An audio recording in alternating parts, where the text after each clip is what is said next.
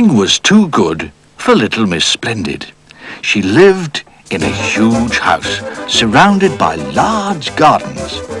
She bathed in a gold bath and she dined off silver plates.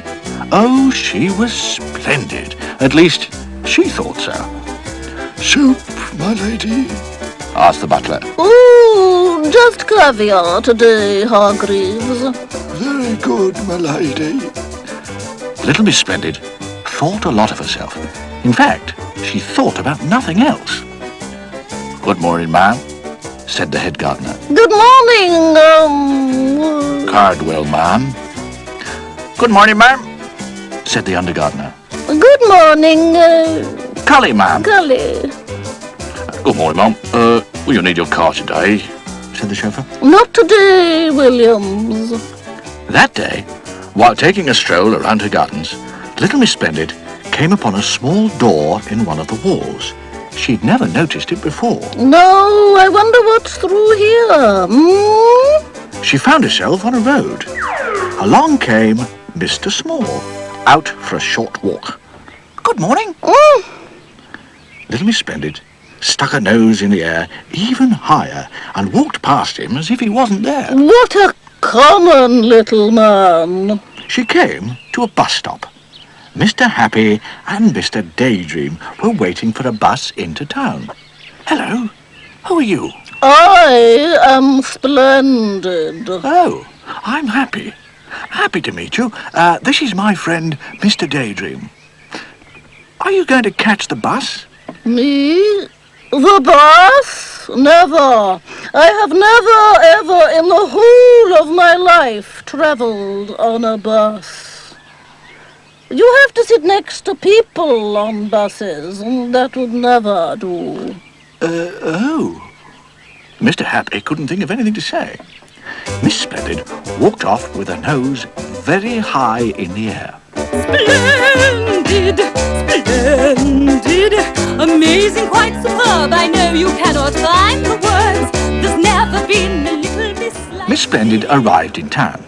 She looked at herself in all the shop windows as she walked down the street. Splendid, splendid. I must say I do look absolutely splendid. And then something caught her eye.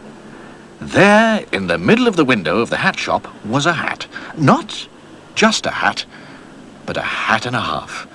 The most magnificent, Sumptuous, desirable, gorgeous, spectacular, amazing, splendid hat you've ever seen. Little Miss Splendid marched into the shop. Shop! Shop! She snapped her fingers and a saleslady hurried to her side. Good morning, madame. Can I help you? I wish to try on the hat in the window. This one, madame? Yes. Oh, magnificent. I'll take it. Don't bother to wrap it. I'll wear it. But don't you want to know how much it costs? Costs? Costs? I never discuss money matters. Put it on my account. Thank you, madame. Goodbye. Little Miss Splendid stood on the pavement and held up her hand. Taxi! Taxi! Take me home. Little Miss Splendid went to get in the taxi, but of course she couldn't. Her new hat was much too large to fit through the taxi door. Driver, you should purchase yourself a larger taxi. In the meantime, I shall have to walk. All right, please yourself, duck. Cheerio. Perhaps it's better to walk so that everyone has the chance to admire my magnificent new hat. But then it happened. It started to rain. And the trouble was, the more it started to rain, the more it rained.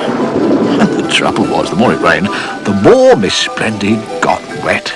And the trouble was, the wetter she got, the wetter her hat got.